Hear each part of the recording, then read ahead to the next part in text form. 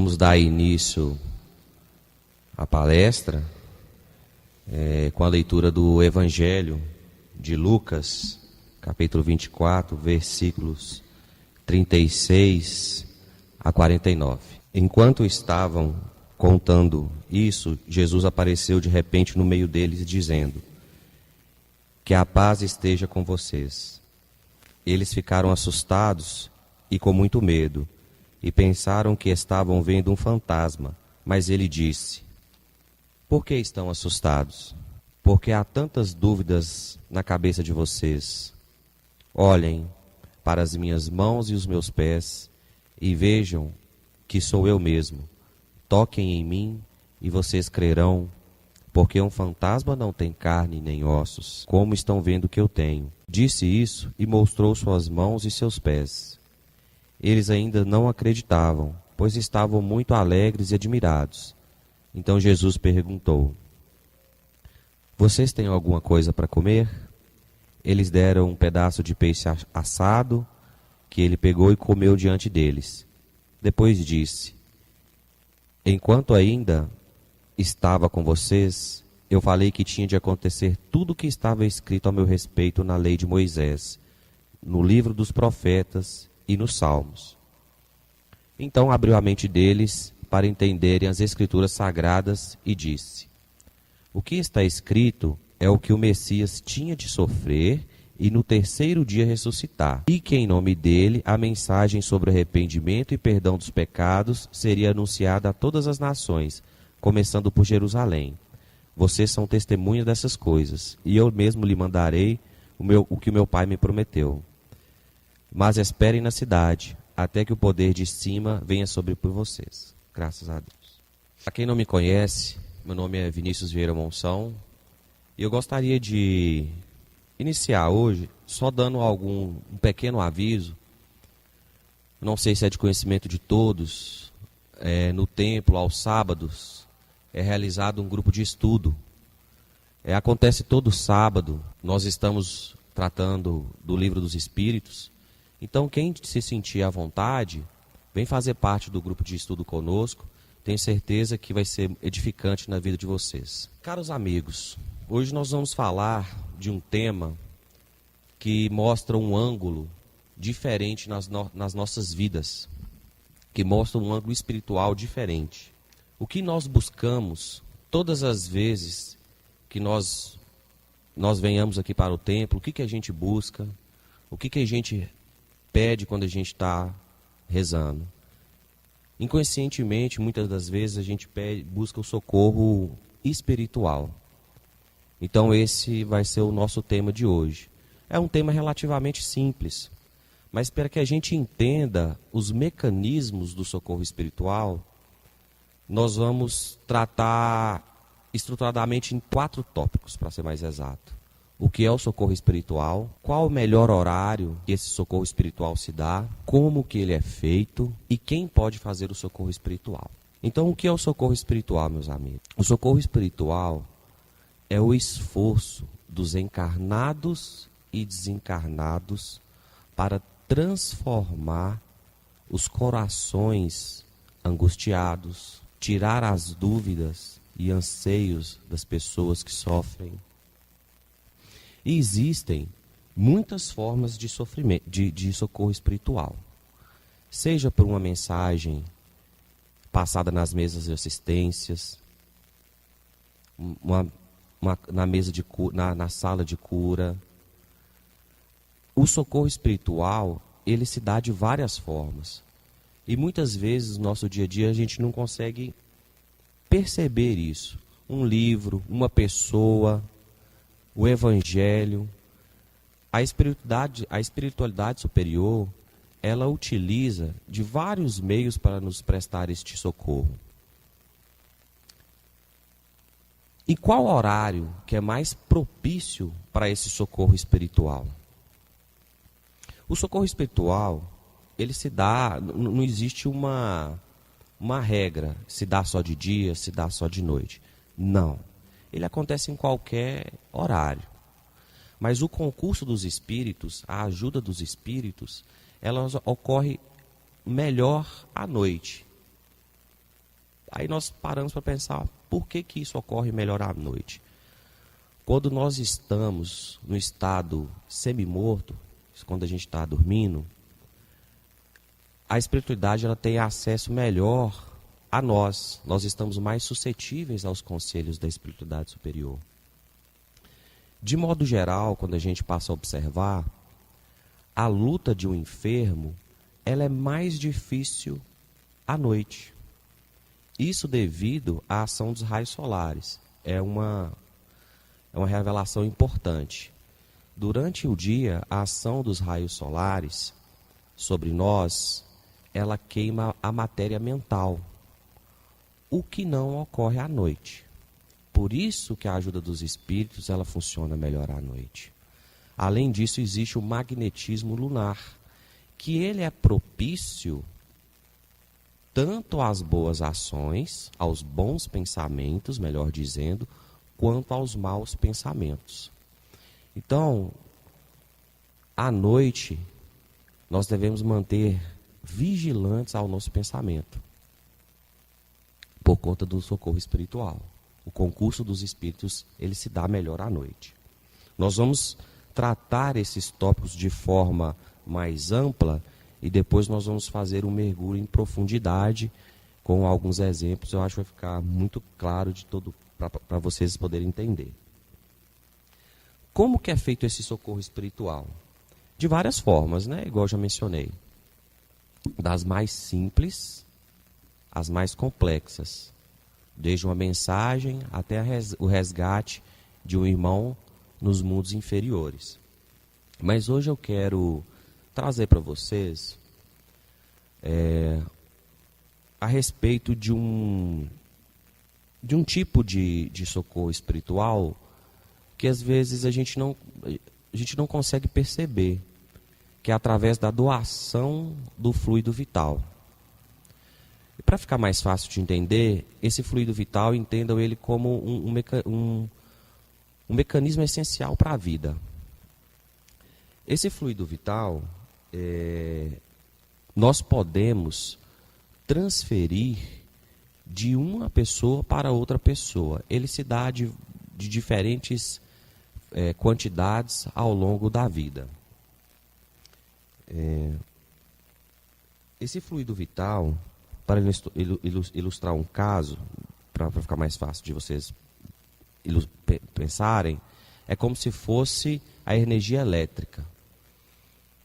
Não existe, a máquina, ela não funciona sem a energia. E nós também nós não conseguimos sobreviver sem esse fluido vital. Então, uma forma de doação, uma forma de socorro espiritual é através dessa doação do fluido vital.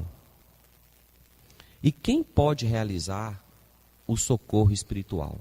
Quem que pode realizar? Qualquer pessoa pode prestar esse auxílio. Qualquer pessoa pode realizar o socorro espiritual.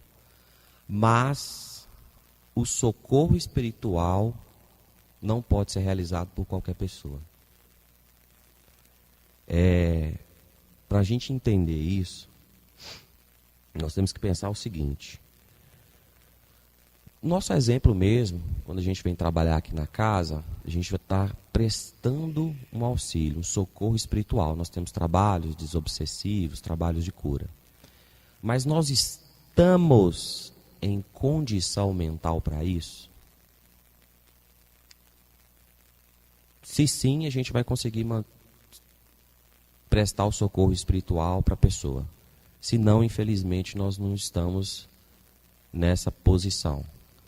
Então, a pessoa, quando ela tem um desequilíbrio mental, ela é desequilibrada mentalmente, ela não faz a sua prece, ela vem de um longo dia cansativo, estressante, ela não consegue ajudar o próximo e, principalmente, também não consegue ser ajudada. Então, não é qualquer pessoa que consegue receber e dar o auxílio espiritual. No livro Missionários da Luz, psicografado por Chico Xavier, pelo espírito de André Luiz, Se vocês me permitem, eu vou ler um trecho, um breve resumo desse livro, que todos esses 4 tópicos eles vão estar bem ilustrados nesse trecho, nesse resumo. Da seguinte forma: estava André Luiz junto a Alexandre em trabalhos na madrugada, quando se aproximou uma velhinha simpática, Justina, pedindo auxílio para seu filho Antônio, que estava encarnado em estado gravíssimo. O mesmo estava em tão desequilíbrio interior que seu cérebro estava sob ameaça de um derrame mortal. E se tivesse um pouco mais de tempo na Terra, conseguiria solucionar problemas necessários à sua encarnação. André e Alexandre foram ao encontro de Antônio e viram em estado pré-acônico, com a alma confusa e inconsciente. Seu corpo estava com dificuldades para respirar e mais alguns instantes ele já estaria desencarnado. Alexandre tentou reequilibrar o espírito, convocando-o a ajudar, para que pudesse trabalhar e reparar o seu próprio erro. André Luiz se manteve em prece e Alexandre solicitou a ajuda de um grupo do irmão Francisco, que buscou um doador de fluidos, encarnado e que teve estado de equilíbrio mental. Afonso colocou as mãos sobre Antônio e Alexandre atuou como magnetizador, transferindo fluidos vigorosos para Antônio. Antônio então apresentou sinais crescentes de melhora. Acabando o procedimento, chamaram Justina e informou da melhora do seu filho, que tinha cerca de 5 meses a mais na Terra. O que aconteceu nesse trecho? Vamos por parte aqui. Socorro espiritual na casa de Antônio, que era um ser encarnado. André Luiz e Alexandre partiram em auxílio a Antônio. Chegando lá, eles notaram que Antônio estava enfermo.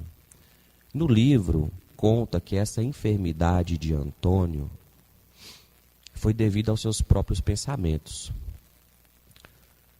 Apesar de nós termos uma programação, uma expectativa de vida, nós encurtamos ela brevemente com os nossos pensamentos. Nós nos valemos das horas sagradas dos nossos descansos à noite e ficamos nervosos, chateados, magoados, pensando em vingança. E isso tudo reflete no nosso ser. Isso que aconteceu com Antônio breviou a vida dele. Primeiro ponto. Segundo ponto. A existência de diversos grupos socorristas. Alexandre chamou o grupo do irmão Francisco. Esse grupo do irmão Francisco, para explicar para vocês, era um grupo que cuidava de pessoas doentes e agonizantes. No plano espiritual, meus irmãos, cada grupo, cada comunidade tem sua função bem específica. Vão cuidar de doentes. Se um irmão desencarnar por um acidente, é outro grupo que vai socorrer. E assim em cada situação. Então nós percebemos um grupo nesse exemplo. Terceira situação e muito importante, que é o que eu expliquei antes. A doação do fluido vital. Quando chamado o grupo do irmão Francisco, ele buscou um ser encarnado que estava dormindo para ajudar Antônio com a doação do seu fluido vital. No livro conta, nas suas páginas, depois para quem tiver curiosidade de ler, no recinto que Antônio se encontrava naquele momento de sofrimento e quase desencarnado, é importante relembrá-los, que as suas 2 filhas estavam no quarto ao lado. Porém, Alexandre, que era o mentor espiritual, não permitiu que essas pessoas ajudassem o próprio pai, porque elas não tinham seu equilíbrio mental. Elas não estavam equilibradas mentalmente. foi necessário a busca de uma terceira pessoa fora do recinto. Então nós, trabalhadores da casa, quando a gente vem fazer os nossos trabalhos, muito antes disso, a espiritualidade já nos prepara.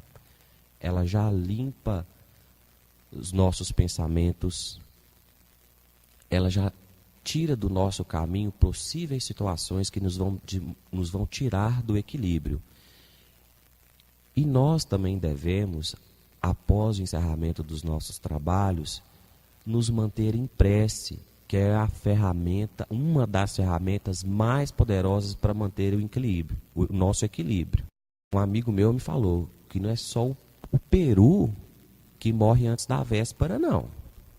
Nós também nós morremos se nós não ficarmos atentos aos nossos pensamentos. Numa palestra que eu dei aqui há um tempo atrás, eu comentei com vocês a respeito das aflições, que nós somos os próprios causadores das nossas aflições e responsáveis pelos nossos atos. No caso do nosso irmão Antônio, infelizmente, devido à quantidade de pensamentos negativos, ele foi acometido de um AVC e quase desencarnou. Devido à doação do fluido vital de Afonso, que era o irmão encarnado que estava dormindo, para Antônio, ele conseguiu se recompor, e prolongou o seu estado de permanência na Terra, o que conta no livro.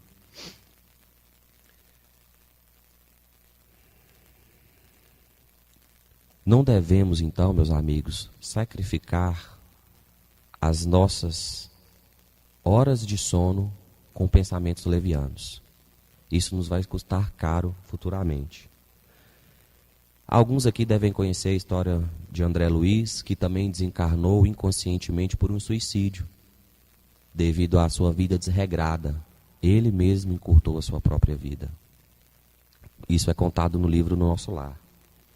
Então nós temos que ter consciência dos nossos pensamentos. O socorro espiritual, nós teremos o socorro espiritual, mas também que nós possamos ser o socorro espiritual dos nossos irmãos, nos mantendo equilibrados, fazendo as nossas preces sempre que possível. E graças a Deus, meus irmãos, muito obrigado a todos.